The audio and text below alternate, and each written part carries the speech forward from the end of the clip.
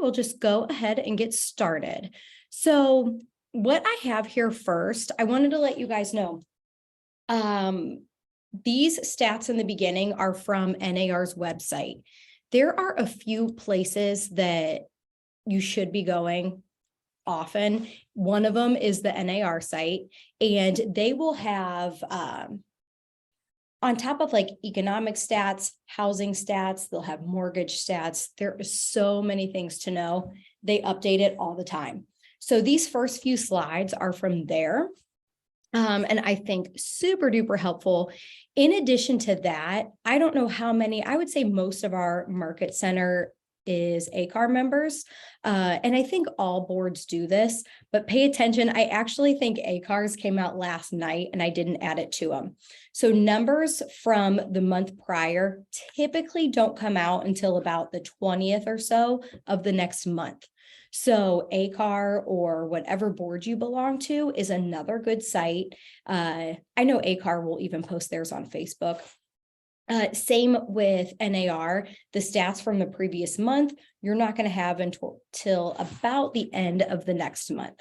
You can also go to MLS, but we want to be in the know as much as possible. So even if that means every morning you wake up, I think about at least 10 times a day, you should be in the MLS looking at the hot sheet. What's the new listings? What's coming on? Because even if you haven't been inside that home, if your client brings it up, you can say, oh yeah, I know exactly what one you're talking about. I looked at that earlier. Just informs you. So I encourage you all to stay informed. And here we have, oops, I moved that too much. Consumer price, inflation, and wage growth. So this was really fascinating to me. Why it's important for us to know this is housing prices, mortgage rates, and the economy, they all go in together. You'll see here, so the blue line represents what wages have been since January 2020. The red line is representing inflation.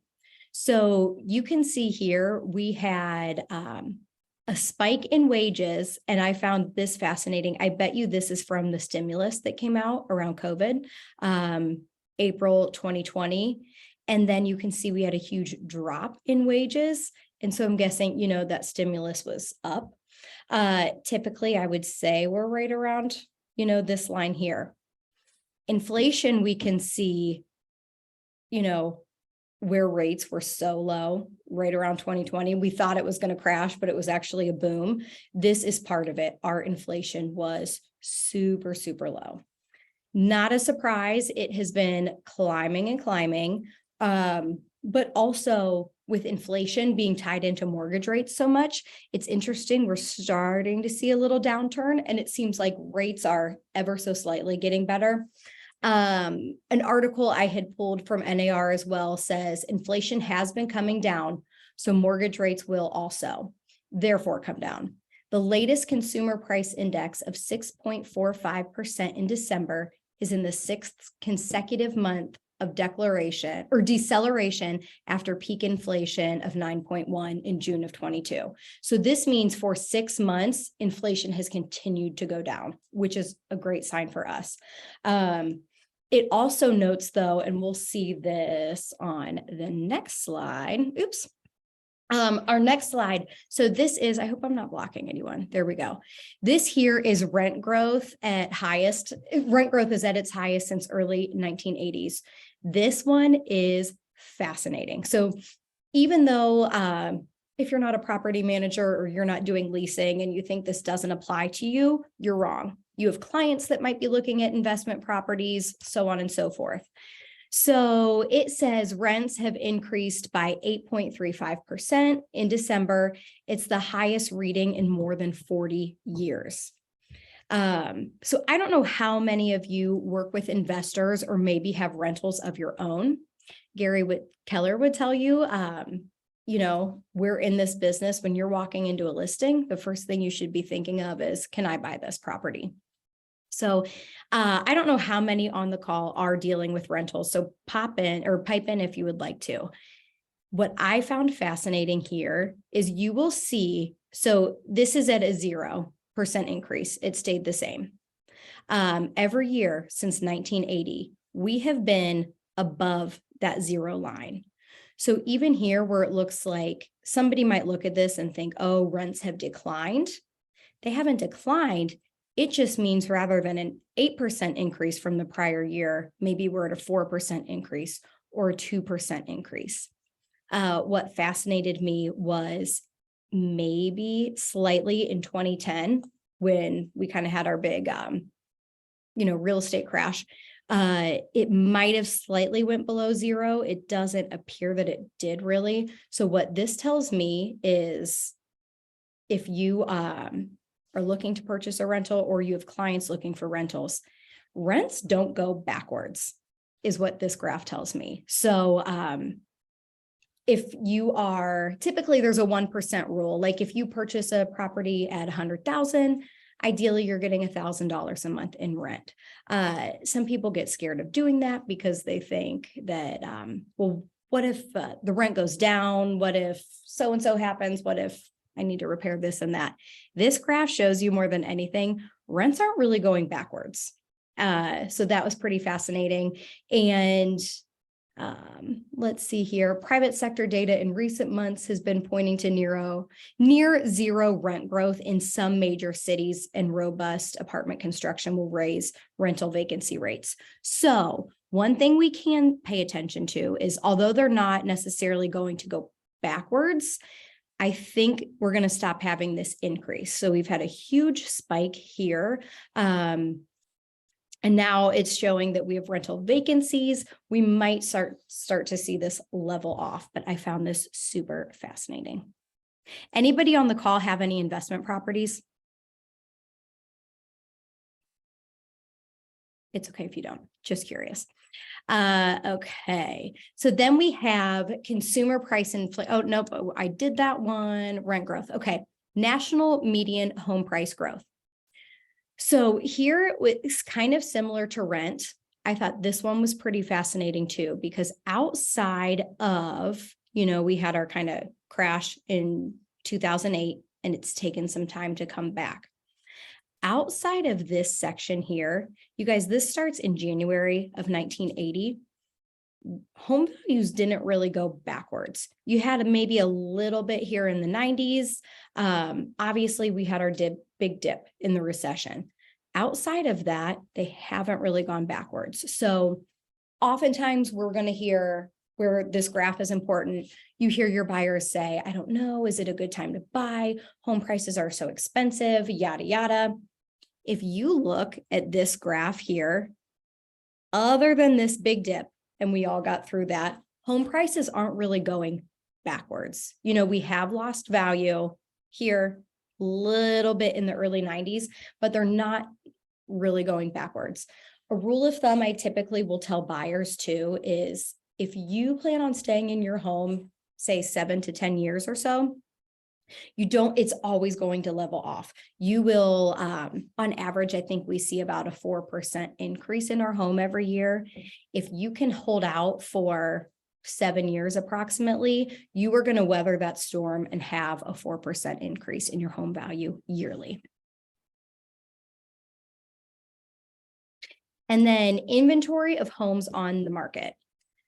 So this one's pretty interesting. And if anybody has insight here, I would love to hear what you have to say. So this is based off of from 2000 up until 2022. We obviously, like I just showed you in the prior graph, from about 2008 to 2012 is when home values dropped. And we can see on this graph here how high our inventory was. Inventory, we know, is going down, it's going down, it's going down. What's interesting is, as we say, oh, the market's changing, this graph is showing us we still don't have a ton of homes on the market. It is absolutely still a seller's market. Of course, this is going to be based on a national average, but I pulled some graphs so we can look at our local level as well. And we're seeing the same thing locally, which is pretty interesting. Anybody have any thoughts or anything they've seen based on these national slides? Okay. Let's move forward. Okay, before I dive into some of our local stats, another site I would love for you guys to have access to is Mortgage News Daily. This is actually a screenshot of the app I use right here. This is what the app looks like, Mortgage News Daily. I would stop what you're doing, download that on your phone right now. Another thing we need to be in the know about, obviously, is what the rates are doing. Now, I do always tell my clients, like, listen, I am not a lender and I am not trying to speak as a lender. However, if we don't give them the knowledge, they're going to go to Google, they're going to go to Zillow, they're going to go to whatever it says on Facebook. So I do think that I know more than what Joe Schmo said on Facebook. So we do want to be educating ourselves, always with the caveat of please check with your lender. Hopefully you've set them up with somebody, but yeah, this is a great app. This was actually as of yesterday, but you can see that a 30-year fixed was down 13%, 15-year fixed was down 16, or well, 0.16% and 0.13%. But that's a pretty big drop. And we're continuing to see that. I don't know if you guys heard Chris say yesterday that I believe, yeah, he said low sixes. Hopefully we'll be back into the fives before too long. So they also will give, a little article here, and then today's market's potential effects on rates. Like right now, we're looking positive. Inflation seems to be coming down, other than the price of eggs.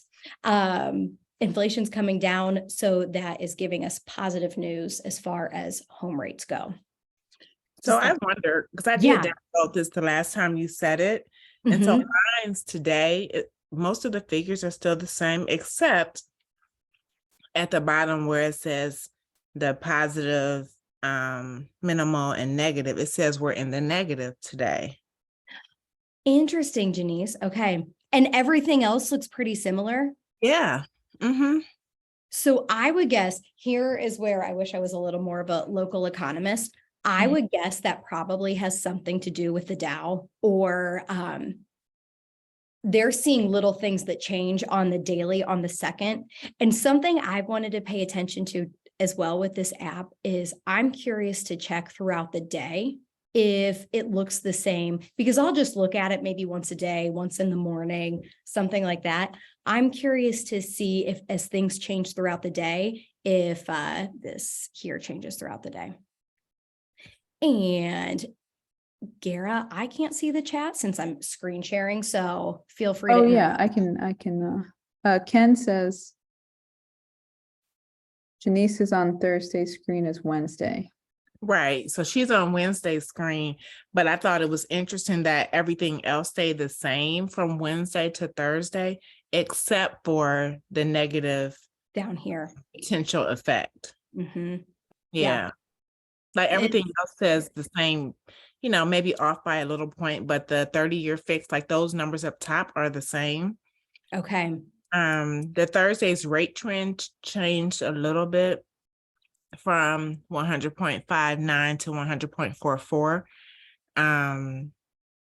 But other than that, everything else is pretty much the same. The Treasury rate actually went up for today from yesterday. So I don't know what affects that negative positive at the bottom. I don't know what affects that one way or the other. Yeah, I'm curious of that too. And it's interesting. So something you might want to say is, like, where I would look at this is when somebody is locking in their rate. If it's looking positive, like, lock that in today, or maybe you have a day or so to play with it.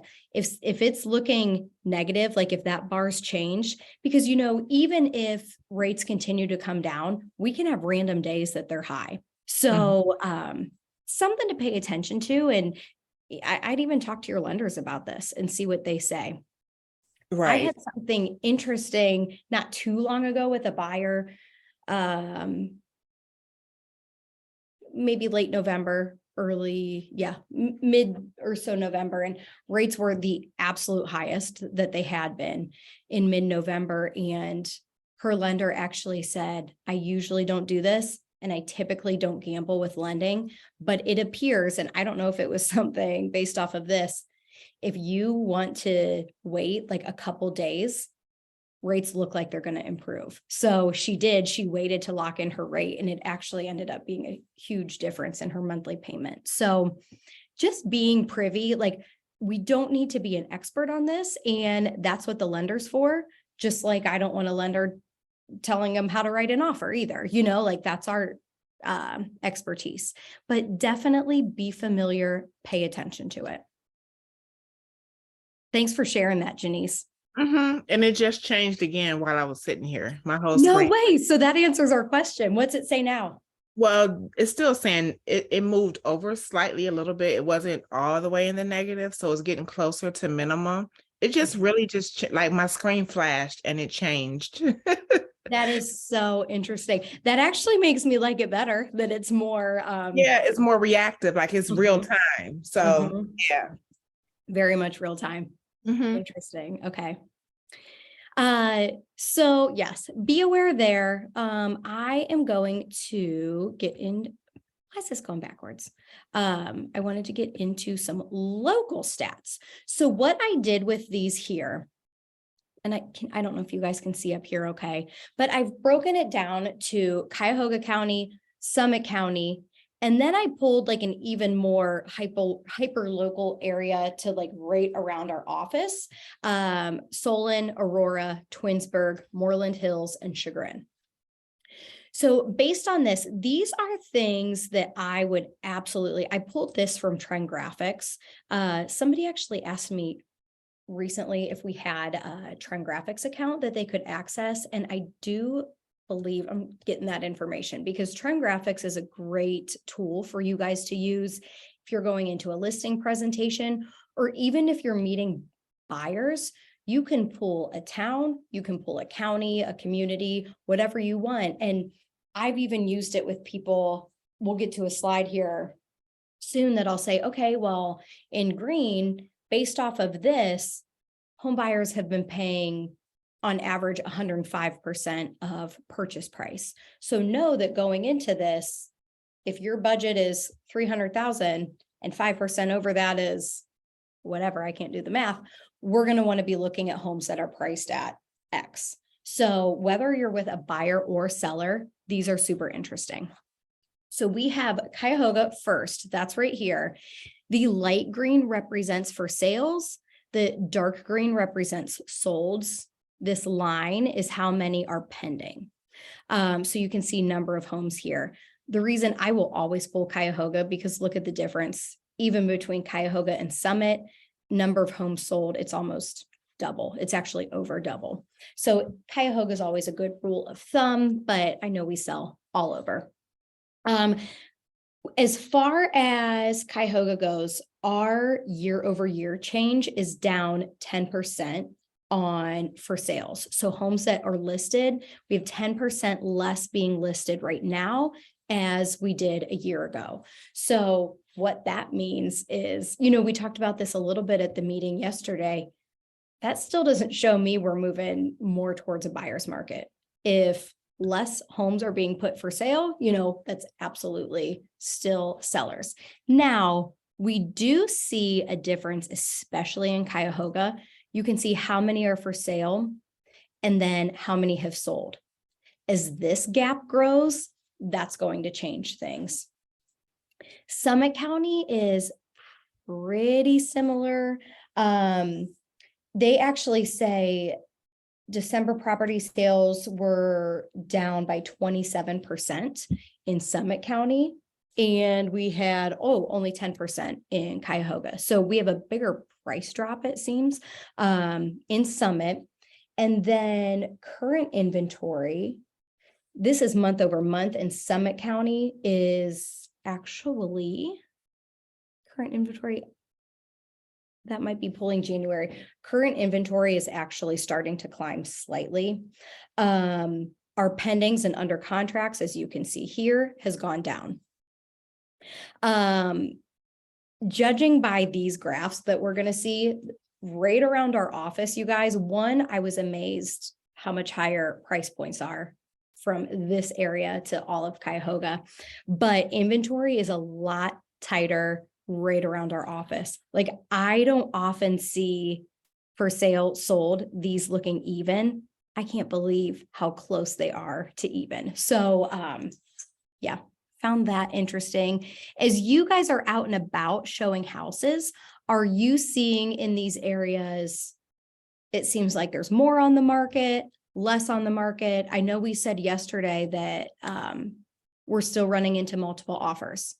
Anybody have insight on the call? Are you still seeing multiple offers?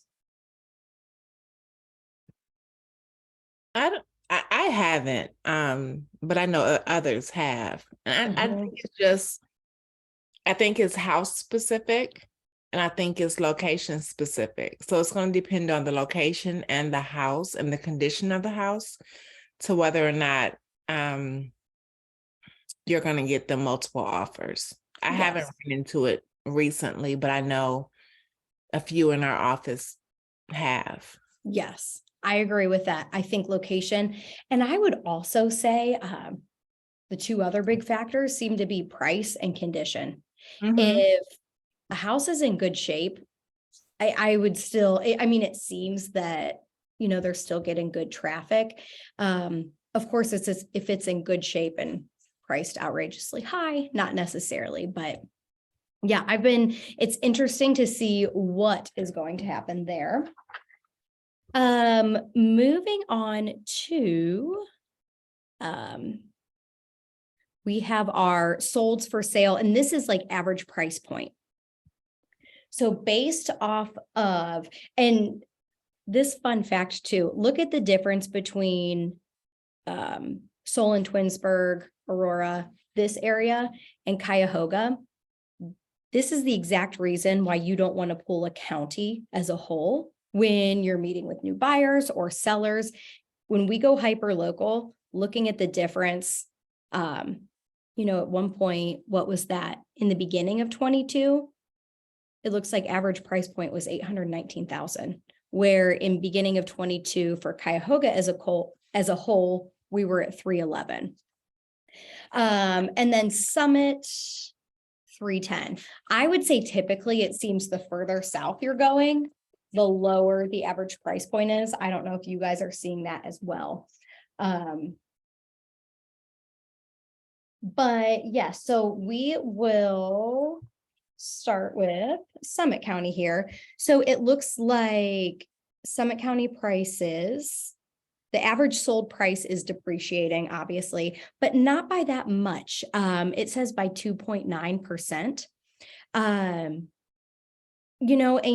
average sold price in December was actually up 2%. So I would say Summit seems to be holding their reins for where they are. And I bet we're going to see the same, we are seeing the same with Cuyahoga. Something that we touched on this yesterday as well, but what's different about this shift, you guys, is home prices are not dropping yet. And again, like, I'm not claiming to be an economist. I don't know what the exact reason is, but we're not necessarily in a bubble. Home prices aren't dropping. It's still good reason for sellers to sell, and rates are coming down, still good reasons for buyers to buy.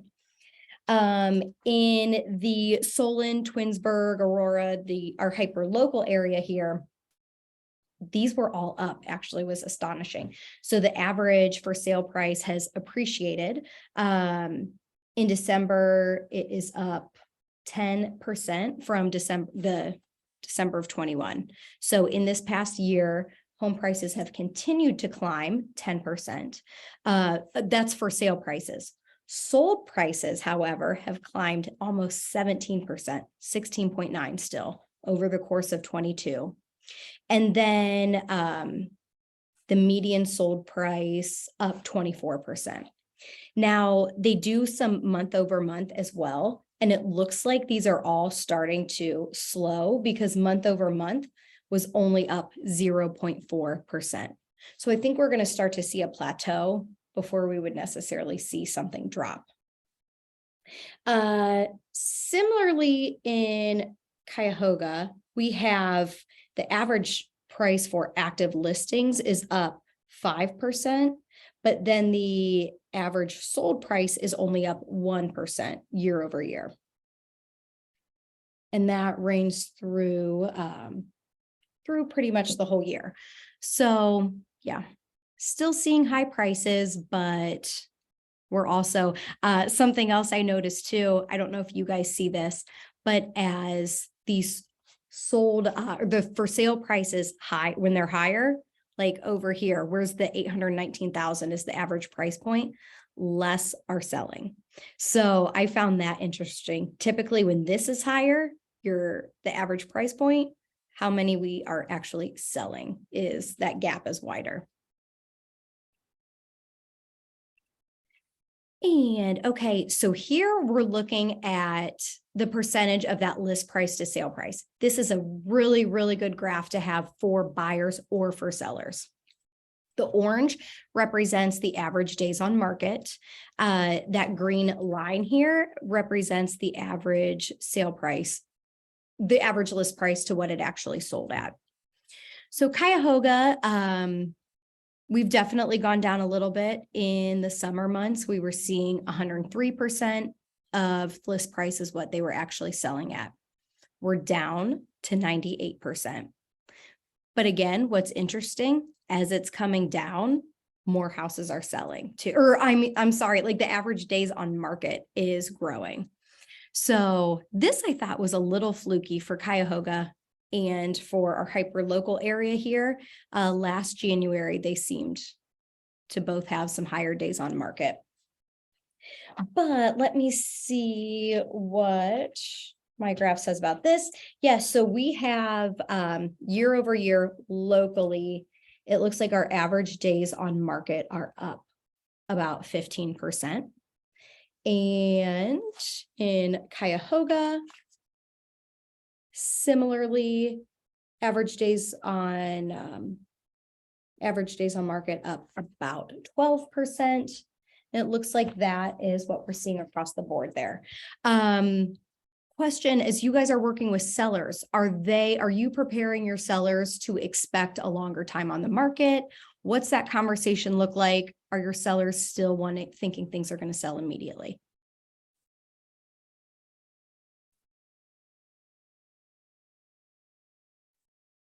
Ask that again. I'm sorry.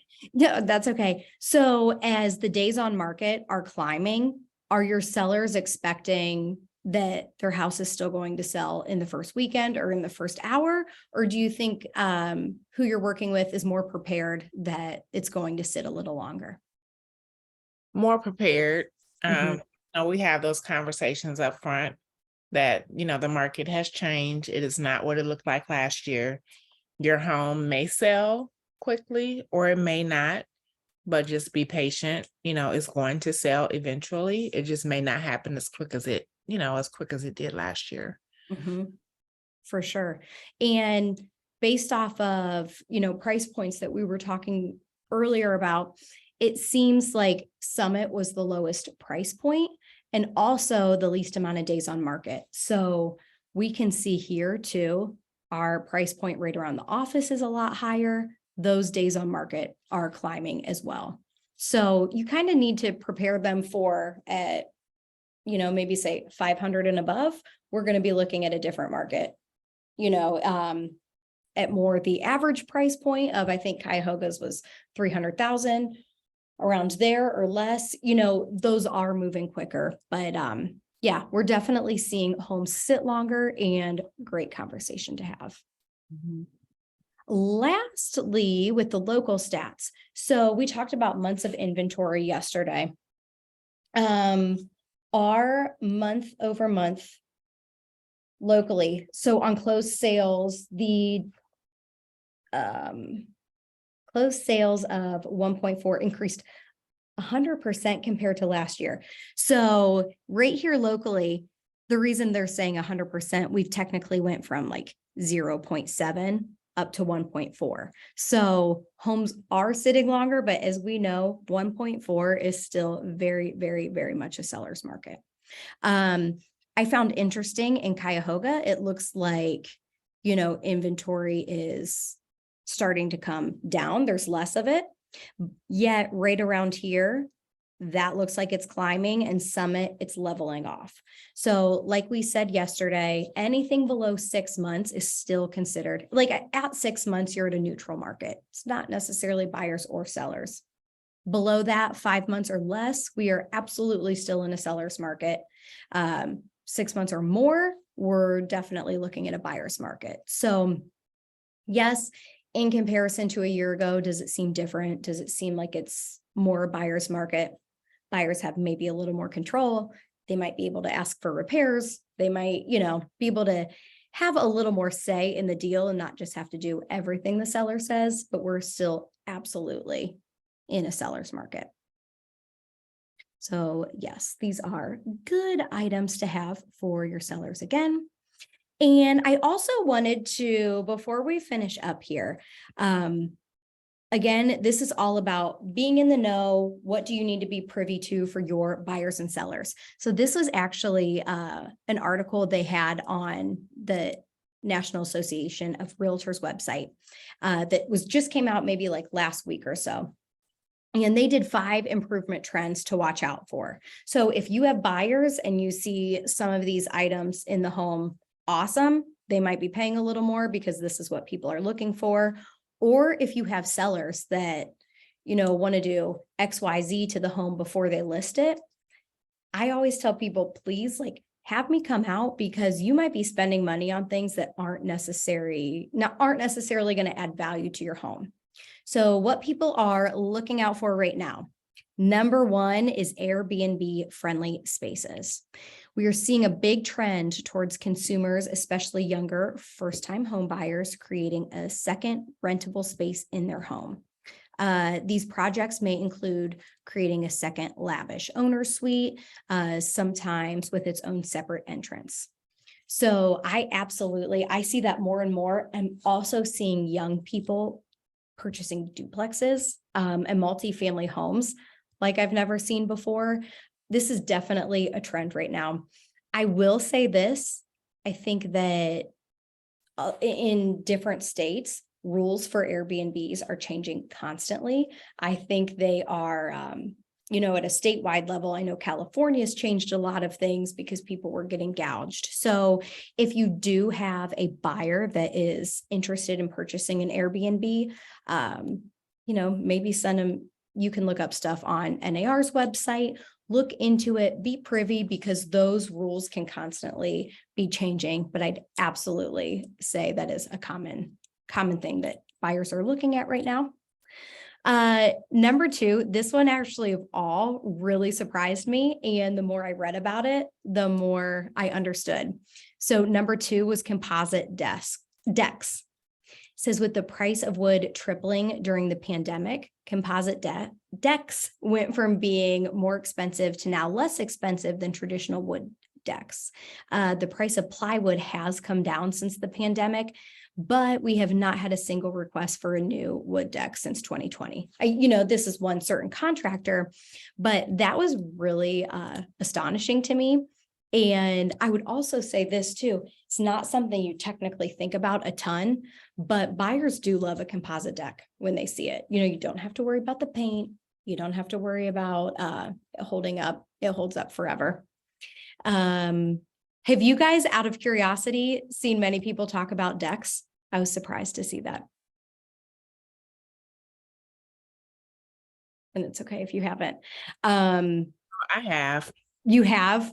I have a client who ended up going to a composite deck. They wanted a deck on the back of their house, and they ended up doing a composite deck because it was cheaper than constructing a wood deck, and they don't have to, it's easily maintained. So it just made perfect sense. It does. It really blew my mind, but it does make perfect sense. And I would say word of caution on this as well. They said with the price of wood tripling during pandemic is what geared its way towards this. You guys, as you're showing homes, buyers are always going to ask, what does this cost to renovate? What would this cost? What would it cost me to finish my basement? Do this, do that. I would say cost of materials has changed so dramatically. I would really try not to quote a price because they're going to come back and be like, I thought you said 10,000 and I just got quoted 25. So I would all like have people in your back pocket that you can always supply them. And they could give a more educated guess, but try not to quote prices just because this has changed so drastically. Lighting upgrades. Consumers are adding dramatic accent lighting. This I wasn't surprised about. It amazes me how much lighting can change a space, and there's tons of options with LED. Number 4, home improvements to watch out for. I am seeing this all the time as well. Replacing built-in tubs. The freestanding soaker tub will have typically sometimes chandelier above it. You can give a more spa-like bathroom. It's funny when I go back to condition, I think of flips, and oftentimes if a house has newly been renovated or, higher value home, you often see the freestanding soaker tubs. This will sell people. It's so funny that even though you could do it yourself, they see that, they love it, they want to buy it. And then smart home tech. So smart home it's not here all the way, they said. And I agree with that. I think it's definitely growing, but we are seeing many smaller changes taking hold on that front. So I would say things to be privy to here as well would be, does somebody have a Nest or a Ring system or something? I had maybe 6 months ago or so, a buyer who was so upset because where we figured their whole Nest system was staying, they took it all out. Maybe sometimes they're even leased. So smart home has really come a long way. If you have anybody updating electrical, any sellers before they're going to sell, they might even want simple outlets with the USB ports, things like that. I don't think that's a waste of money to do for them. I think buyers like to see it. Think we're still going to grow, but yeah, definitely seeing changes there as well. Anything else that you guys are seeing in a home right now that is a trend you think everyone's paying attention to?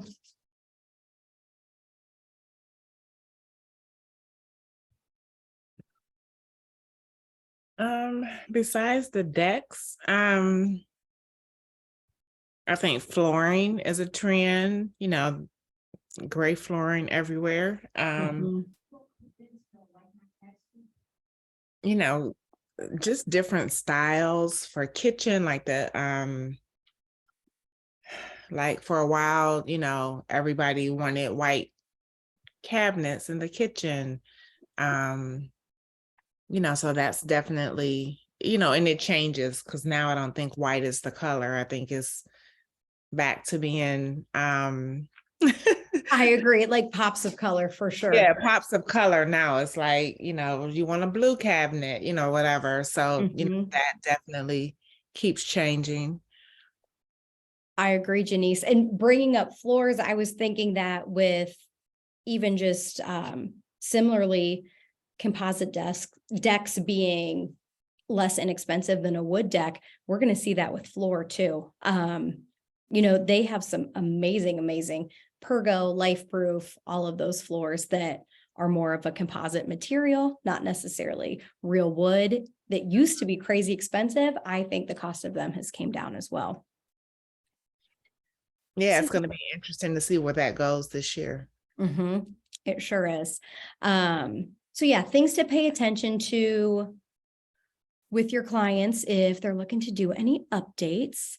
And do any of you, don't need to go backwards, do any of you have any questions related to whether it's pricing, whether it's what we're doing on a national level, an Ohio level, a hyper local level, any questions with or fears with where the market's headed that we can talk through?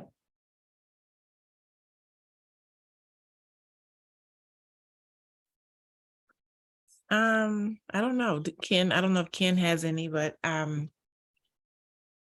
I don't think I have any fear. I mean, definitely it's, it's concerning. I think a lot of people are fearful, but I would say that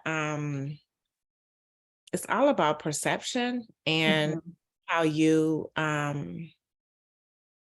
you talk to your clients. Your mindset about the market is going to dictate how they feel about it, because Yes, we're the ones that are actually in it. And so if you don't have that negative, woe is me, I'm scared, the sky is falling mindset, I think that your clients will be okay and will trust you and continue on in the journey. So it just depends on, your personal outlook and how you present it to them up front. yes, I completely agree. And this is where I think it's so important to constantly be in the know and what's happening, because there is always a plus and minus for sellers to sell and buyers to buy. So us being privy to that, being able to educate them on what we're seeing, what's happening, and finding that right reason for everyone, I think, we'll all be okay.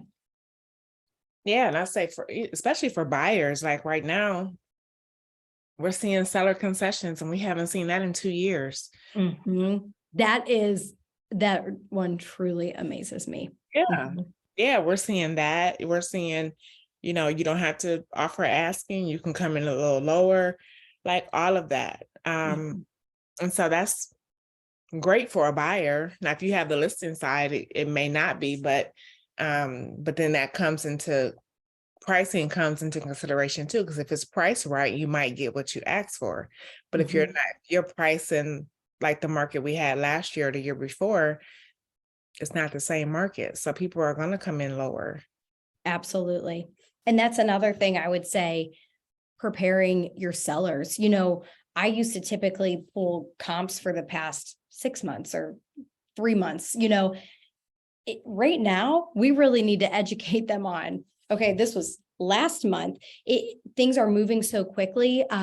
Just expectations around, it's not what it was 9 months ago, 12 months ago, even 6 months ago.